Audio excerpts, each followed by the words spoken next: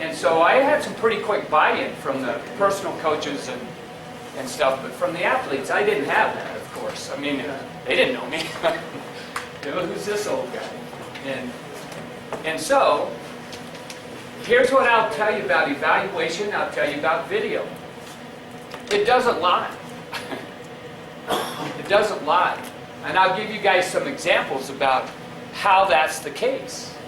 I mean, the reality of it is, you can tell somebody all day long, you know, I know you're a three-time NCAA champion, but I'm telling you right now, at this level, if you don't keep your head position and your elbows in, and I mean, it's tough to win, boys. It's tough to win. And, you know, that's a tough buy-in for them because they're pretty doggone successful in the things that they've done. And so just telling them, and honestly, if you take an old guy like me to try to step on the mat with them and say, look, I'm going to show you what I'm talking about, well, that doesn't work. It doesn't work.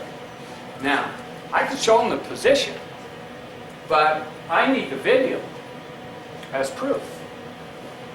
I need the video as proof.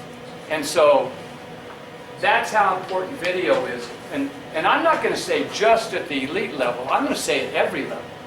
Every level. And I know this will sound strange, but when I was a high school coach in Idaho, and I bought a video camera as soon as I could, because I also coach football. You know, a lot of wrestlers play football in high school and go on, and so I loved coaching football too. You know why? Because I've been in that situation where you've got your guard and he's pulling, and you know he's supposed to block the outside linebacker, right? That's what it. Look, we've practiced this all week, and in the game, that outside linebacker's making all the tackles. So what do? You grab that guard and say, "Hey, we've worked this all week. You need coach. He's not there. He's not there." And you're going, "Yeah, we've watched it, blah blah." And then the day after, you got that little 8mm projector going back and forth, and you go, "Oh crap! They were stunting the whole time. This guy's going this way. He couldn't get to the linebacker. I chewed the kid out at halftime to get this guy, and I stopped doing that. I'll tell you that right now." Until I watched the film the next day. Then on Monday, maybe I went in and said, "Hey, you messed up, and you had 10 opportunities to make that block, and you only made one of them. And look what I'm talking about." And so I'm going to tell you that's how I got into video, even as a high school coach, and for wrestling, right? So I carried around this big box. It was bigger than this, you know, with this big video camera. It must have been that big. Sitting around filming at a high school level. And so, really what I found out was it doesn't lie. It gives you the positions, and what a learning tool. I mean, when I went, I got to give you a brief history, guys, before I get into this a little bit too. You got to picture this. I'm a high school coach. I'm from Bakersfield, California, love to hunt and fish. Moved to Idaho because Daniel Boone could make it in Idaho. It's a great state. I've moved back there. Now, that's where I live. But love to hunt and fish, so I moved there. I'm a high school coach there. Was fairly successful as a high school coach. And was asked to be the head assistant at Oklahoma State from Meridian, Idaho. You guys grasping this? I'm a high school coach in Meridian, Idaho. I did a clinic with Myron Roderick. I'm with the guy for 3 days, and he asked me, how would you like to be the head assistant at Oklahoma State University? I'm a high school coach in Meridian, Idaho. I'm thinking, wow, that sounds like a good deal. Myron, what's it pay? $20,000 a year. $20,000 a year. You know, I'm making 45 as a high school coach and teacher. I said, I couldn't do that to my family, you know. Well, I'll get you a car, a gas credit card. You can do camps. You'll make that money up. Actually turned him down the first time. Turned him down. Went back to the high school. After about a week, I said, you know, I should give that guy a call. Called him up. So anyway, ended up at Oklahoma State. So here's the deal. That's divine intervention. That doesn't just happen, right? I mean, I'm going to recommend the book Outliers to you guys. Any of you guys ever read the book Outliers by Malcolm Gladwell? Well, the gist of it is this. The 10,000 hour rule, you probably heard of that, right? So 10,000 hours can get you to the point where maybe you're a little bit of an expert and you can be good at what you do. But it's so much more than that, right? Because we all work hard. We all do. But hard work alone is not enough. If you're given the opportunity, and you work hard, then you can be successful, right? But heck, I'm going to tell you this right now. There's 90% of you guys in here are smarter than I am. Now, these are wrestling coaches, so I figure I'm in the bottom 10%, and I'd be okay. But the reality of it is, those guys, you guys given the same opportunities I had, no more than me. It's just that I'm the one that got to go to Oklahoma State, walk in a room where John Smith had already won his first world title before senior year in high school. And so, I'm going to tell you guys right now, that's pretty intimidating situation to walk into in terms of being a high school coach for 13 years and then walking into a situation at Oklahoma State where you're expected to win NCAA titles. And honestly, it took me about a month before I got to the point where I said, I don't know, but I've been doing this a while, and I think a stance is pretty doggone important. I don't care how talented you are. And so it just took me time to be able to get to the video and then work with those guys, and we ended up being pretty successful. Joe C. did a good job. We had a great group in the room, great workout partners. But still, it's the opportunity that got me that. And then from there, I was national developmental coach. And then from there, and I would have never been national developmental coach if I didn't get the connections with Oklahoma State, which gave me the connections with the USA Wrestling was stationed right there in Stillwater, right? So it's all about connections and opportunities, and then taking advantage of the opportunities and working hard. It's no different for our wrestlers right now. I promise you this, every one of those guys they want to win. And I'm going to say they will do whatever they need to do to win. But if they don't know you, or you can't show that you can help them, they're not going to listen. And so that's where I am right now in this scenario with this group of athletes. Coming in May, having a couple world team training camps, which these guys don't like coming to, some of them, straight up. You know, I get better workouts at home. Well, you may get better workouts at home, but you don't have the quality of training partners. You don't have the eyes on. You're in a collegiate room where most of it's collegiate, where guys diving back between your legs to grab your ankle and roll across their back to put you on the other side. Because I've been in that arena too. So there's a learning curve that has to take place. And I'm telling you guys right here, this is how it's done. I mean, how can you argue? I'm just going to give you some statistics, and then I'll show you what I really do. And I'm old-fashioned. It's the system I'm brought up under. So, before I ever type it, I've got notes. When I watch it, I take notes. I don't type it onto my phone. You know, I work off 10 different notepads all the time. But statistics and facts are real. You can't dodge them. And it's somewhat amazing to me how some of these guys, no matter how hard you work, if you don't work at doing the right things, you're going to get the same results. You're going to get the same results.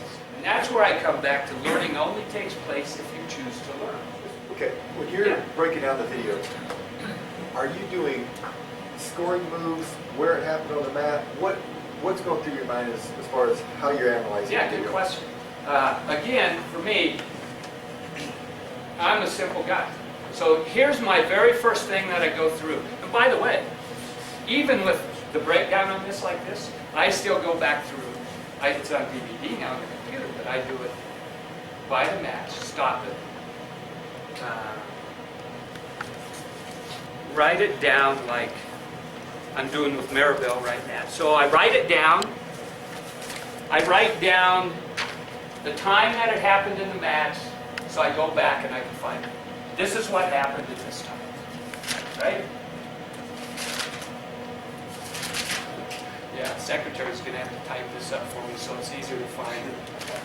But the reality of it is that's what I do. So to be clear, Coach, you're going start to finish to begin with. I watched the whole match. Comments. I watched the whole match. Big timestamp, and then But no, I watched the whole match as entirely to form. And again, I'll go back to the football analogy. What happened? What did I see at the event? What did I see the second time watching it? Stopping it in slow motion. And when that's done, because I have done this a little bit, I know in my mind, well, this was his tie-up. This was his takedown attempts. This is how he scored. This is what his opponent warm you up. Who do you want in your corner? What's the approach that you've heard coaching you every day in the room? You're going to recognize your voice. Absolutely. They all had their personal coach at the World Championships. Individual practices. I'm big on individual practices where the coach and the individual athlete, you get better eyes on, right? And so I do that a little bit. But yeah, I do that. Personal coaches, every personal coach won. Every personal coach cornered their guy. Every world team athlete got to pick their warm-up partner and training partner at the acclimation camp for World Championships. They picked it with their personal coach. Right? Look, he's asking about developmental things, so think about this, guys. From a national coaching standpoint, do you think it would have been better for me to say, now this is big picture, do you think it would be better for me to say, wow, this guy in 2 years might be on the Olympic team. He should probably experience the World Championships. Would that be good for him? Yeah. Do you think that makes the #1 guy comfortable? No. So who's it about? World Championships. It's about that guy, his time, this is his time. From a coaching standpoint, sometimes it's hard. You want to look down the road, and it's important to do that, right? Not during that time. This is their time. Their warm-up partner. Their personal coach. Now, and I would even say their routine. Where I think I can really help them is a technical area. But so yes, to your question. Now, with that being said, that the guys really prefer being at home and training. With this upcoming part of the cycle, are you going to have, I guess, shorter, more frequent training camps here where they come and then they go back to where it kind of breaks up a little bit? Yeah, that's a good question. I've already shortened the training camps. But there's a limit. There's a limit. Look, I felt like I was a broker last year. I was negotiating. I'm old-fashioned. I'm not a negotiator, I mean, if it was my room, this is the way we're doing it. And then even at the Naval Academy, which is pretty, I don't have to do a lot there. I had officer reps that did things. But the rule was, you missed 3 practices, you're gone. You're gone. That's a pretty simple thing, right? Because at 2, probably they don't miss anything. Because at 3, I call them in and say, hey, I did it to a starter. I did it to a starter. You gotta love this. On a little smaller scale, right? You guys watch the Army-Navy football game? Well, it's the same in every school. And I'm going to tell you this, if I'd have won the national tournament and lost to Army 3 years in a row, they'd have fired me. Big picture in a little frame. You got to understand that in the situation you're in, right? And so, I understand the big picture and the winning and losing. It's very important. So I've got a question about the statistics and how they relate back down to the younger age groups. You keep detailed statistics and you go over with your athletes and you, for lack of any better way of putting it, you hammer home to them where they're failing, where they're not having success. At what point does that become detrimental to a young athlete, in your opinion, as far as, I mean, you can't sit here and tell a 3-year-old, a 4-year-old, a 5-year-old how they're doing everything wrong. Is there a magic balancing act, in your opinion, for a cadet or a schoolboy? Well, those are two different things, John. Because a cadet's in high school, Absolutely. and a schoolboy is not. Right. So, the schoolboy, he can work out 2 days a week and run and jump, do flips, do whatever he wants, right? But Get him to tumbling. when you go over their video or you're talking to, you know, most of my kids are not cadets or juniors. I work with kids from 3 to 14 years old, and we do record their matches. We do go over it with them. We try to be positive, but at some point, everybody makes mistakes. And what? I mean, On this level, they all make mistakes. And I absolutely. won't fix all So, this. but at what point do you, or at what age group do you think it's okay to really start focusing on where you're going wrong as opposed to where you're going right? In high school. Okay. Look, winning and losing counts. I don't know about you, but you're going to have more kids come out if you're winning. I don't You're disagree gonna with that. no. I'm just gonna give you the scenario. What you ask, so that's where I would do it in high school. I don't care if he's a freshman. My expectation is, you the starter. These are what we do. Now, is he going to do them as well? Probably not. So he's going to have more things. This is what I was going to hit on earlier, right? So the freshman kid, he has. You look at him, and you come back from a big tournament, and you have 10 things. Well, you better just pick 3 of them. Because the other 7, you can't fix it. So you fix 3. That's what I'm doing with the world team. Same thing. 3. Some of them have more. You had that camp out of Arizona State for the first time. Me personally, who had that done again. You had cadets, juniors, and seniors all in the same thing. And I've heard that that's done overseas where they mix different age groups and get the wrestling together and stuff like that. Do you plan on doing that? How do you feel about that? Yeah, look. Okay. How many of you guys are high school coaches? Are y'all high school coaches? Yeah. Do your middle schools get to wrestle? Oh, wow. You know why your middle schools don't get to wrestle then? Somebody's complaining about it somewhere. About you guys working too hard. How many of you guys have other people complain about you trying to do freestyle stuff in the spring? Why is that? Yeah, I had to deal with it too. I had to get on the state board of controls to try to solve the problem over there. They shouldn't be doing that. They're getting ahead. Really? Well, 9 of my guys graduated, you know. I've got 9 guys that have to step into the lineup. I think they need some more experience. So I'm going to work. Would I rather be fishing? Yeah, lots of times. But that's how it was. So all that stuff happens. And, so what was the question again? I was just asking Oh, yeah. how you felt about integrating our younger guys with So, you guys, middle school, how many of you guys have a kids program in your high school setting? Yeah. Now, that's developmental. When I was nationally developmental coach, all that. McElravy, Duchess, I tried to get those guys. Leroy was different. I don't need those guys in the room right now. I know what we do. And it will pay off. So, in answer to your question, that's not an accident. We'll always make room for our top juniors, our top cadets. Because you just ask those guys if they like coming to training camp.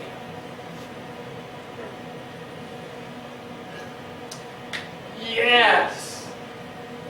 from the day before till the day after, I would do more. What a great opportunity. And I'm going to tell you, that becomes very important for the future and where we're at. And I'm going to tell you this. We got some really good young guys that are learning under the rules the way they are right now, and we're going to get better and better and better. So, in answer to your question, yes, developmental part of the show. Are you doing anything with video in practices? So how are you using it? No. Video before practice, video after practice. Like actually video in practices? Oh, yes. Yes. Did it in Naval Academy, did it in high school, did it. Look, who puts the practice schedule together? Who knows their weaknesses? Who knows what they have to work on? You know? When we go live in this position, let's get no one film so we can go back and look. Still, it's time sensitive. What I found it helped is when these kids know you videotape them, they really get better than the faster. Well, hopefully I don't have to worry about that, but at most levels you still get it. You know, you notice the poles down there? That scares me to death. You know, you guys have seen it. I love this. The guy that's watching you watch him.